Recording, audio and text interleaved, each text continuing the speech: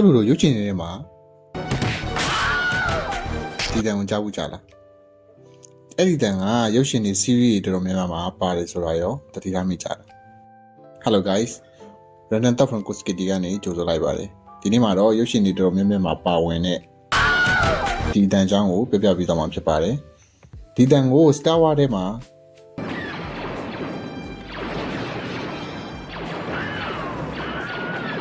Batman ထဲမှာ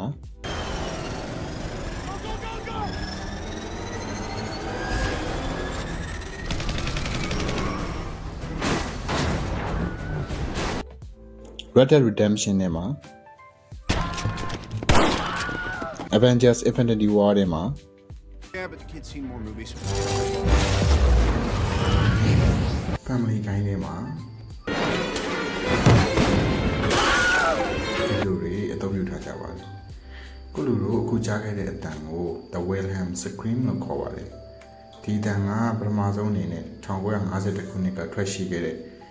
Distant Drum ဆိုတဲ့ရုပ်ရှင်ကမှစတင်ပါဝင်ခဲ့ပြီးတော့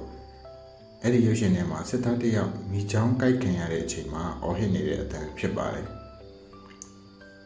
မူရင်းတန်ကိုဖန်ရင်းနေတဲ့အချိန်က record ဖြစ်မယ်လို့ယူဆတဲ့ file လေးတစ်ခုကိုလည်းဒီမှာထည့်ပေးလိုက်ပါမယ် A man getting bit by an alligator and he screams. Sit down, Sergeant Lee. Okay, right in the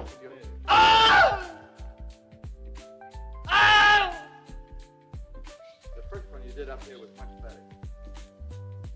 No, not an owl. A real scream. Pain.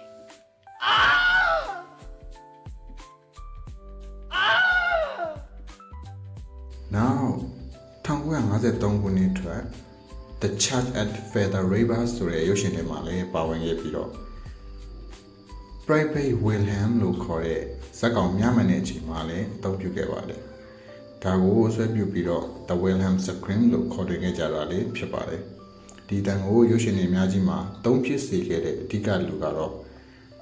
Ben Butt ဆိုတဲ့ sound designer ဖြစ်ပါတယ်1980လောက်တုန်းက